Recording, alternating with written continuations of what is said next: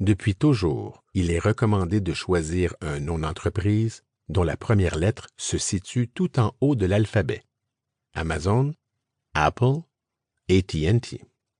C'était particulièrement vrai dans le passé alors que les entreprises étaient classées par ordre alphabétique dans les bottins téléphoniques. Mais encore aujourd'hui, certains algorithmes et répertoires créent des listes basées sur l'ordre alphabétique. Souvent, dans les foires commerciales, expositions, salons et autres événements professionnels, les exposants sont présentés en ordre alphabétique.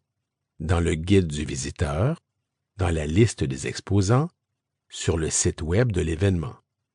Un critique, commentateur ou journaliste qui analyse diverses entreprises va souvent les énumérer sur une base alphabétique. Pour leur part, les noms d'entreprises dont la première lettre est située au bas de l'alphabet sont souvent désavantagés, surtout en ce qui concerne leur position dans les répertoires et leur prononciation, souvent plus difficile. Bien sûr, il y a quelques exceptions, découlant surtout d'un immense budget marketing. Xerox, Yahoo, Zillow.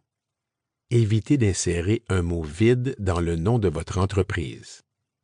Un mot vide est un mot sans signification particulière et qui n'a qu'une fonction grammaticale. The Home Depot, The UPS Store.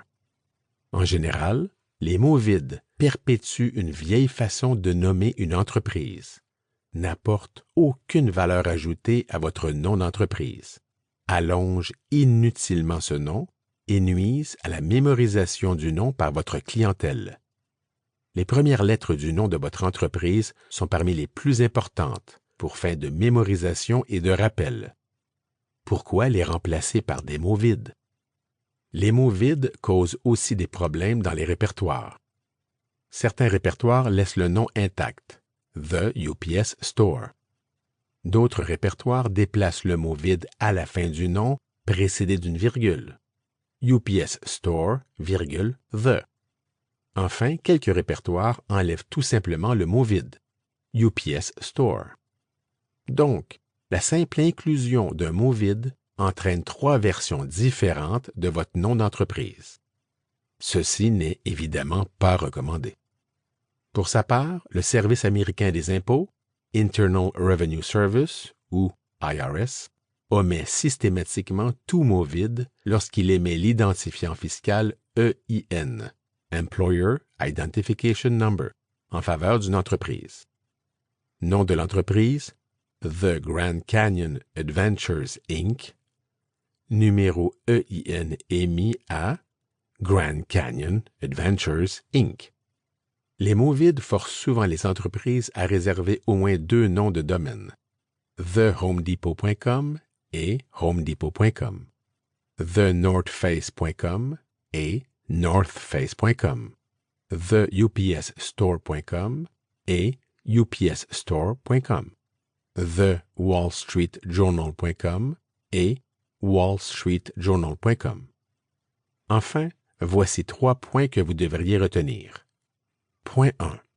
Jeff Bezos, fondateur d'Amazon, a choisi ce nom car il désirait notamment que son entreprise soit visible dans le haut des répertoires. Point 2. Un mot vide est généralement inutile. Mark Zuckerberg l'a réalisé rapidement après avoir lancé thefacebook.com en 2004. Peu après, il a payé 200 000 $ pour acquérir les droits dans le nom de domaine facebook.com et jeter le mot vide « the » aux oubliettes. Toutefois, il a redirigé de façon permanente l'ancien nom de domaine vers le nouveau. Point 3. L'inclusion d'un mot vide peut avoir du sens, surtout pour une marque, lorsque l'accent est mis sur le mot vide lui-même, afin de souligner une notion d'exclusivité. The Travel Specialist. De plus, la répétition d'un mot vide peut parfois être intéressante. The Beauty and the Beast.